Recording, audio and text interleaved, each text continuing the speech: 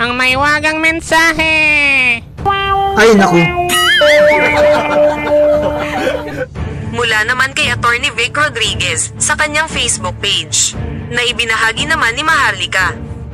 Immoral, ilegal at labag sa saligang batas.